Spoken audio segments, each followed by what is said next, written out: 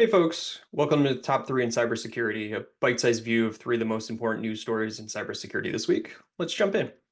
For the number one story this week is a breach at Cloudflare, in continued fallout from the Okta breach that just continues to give and give and give. With the session token dump, threat actors were using these stolen session tokens from that Okta breach and were able to gain access to Atlassian software that's self-hosted in Cloudflare's data center and publicly exposed the internet for some reason. But this allowed attackers to gain access to a Bitbucket source code repository, along with Cloudflare's internal wiki system on Confluence and a bug reporting system on Jira. Now, according to Cloudflare's investigations, the attackers were unable to move deeper into the environment as their attempts to gain console shell access failed.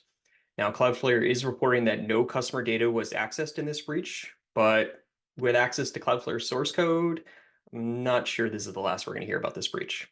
And also, in January, we saw a really nasty zero-day vulnerability being reported with the Atlassian other, entire set of server and data center products.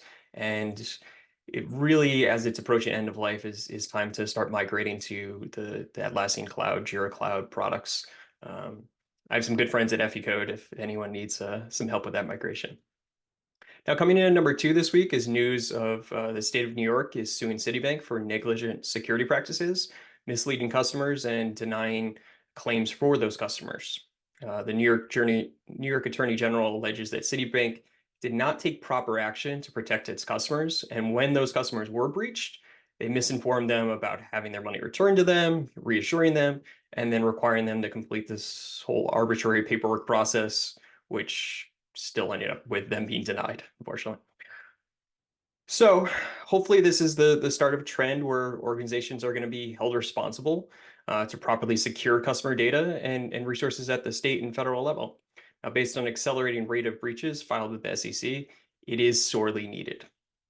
And then our last story for this week is an interesting one of Ars Technica. In an elaborate malware attack that's leveraging an embedded URL in an Ars Technica profile picture, a hex 64 encoded string was placed and embedded in that picture, and that resulted in a URL being loaded automatically when anyone would view this profile.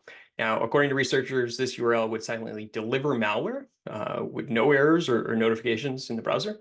So this novel approach and ultimately the silent delivery is a particularly dangerous new way to infect endpoints. Luckily, it seemed for this particular scenario, the image wasn't actually accessed and no compromised users have been reported. Ars Technica did seem very quick to report this and respond and take it down.